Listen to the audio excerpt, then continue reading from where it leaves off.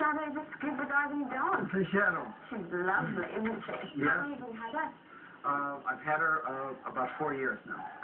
And did you get her as a puppy? No, I got her when she was about 1 year old in the local animal shelter here. So how did you know that she wanted to go scuba diving? Because that's like not the normal kind of thing you do with a dog, is it? Well, Shadow will follow me and want to do everything that I do.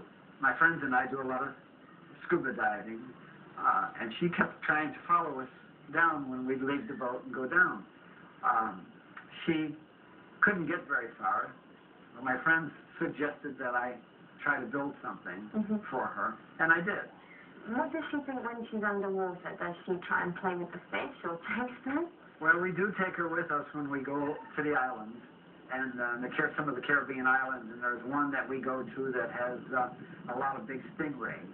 We had to be real, real careful the very first time that we took her in, but we found that the big stingrays treat Shadow just like she was one of the human divers. So how do you go about designing and building scuba gear for a dog?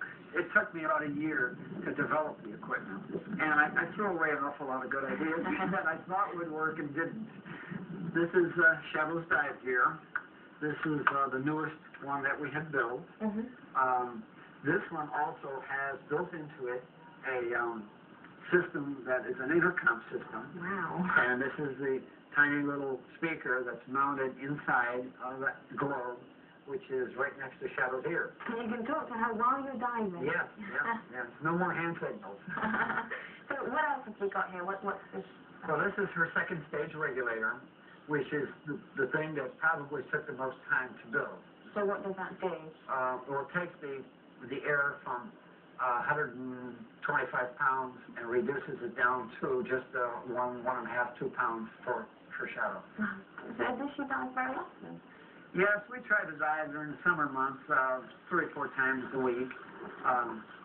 To date, she has, I think, 147 dives to date. When we're diving and she has enough, she'll look at the surface of the water and she'll raise up and try to swim towards the surface.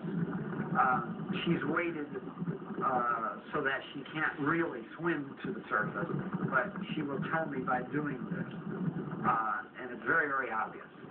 But most of the time, when we stop diving, we stop diving simply because we're running out of air.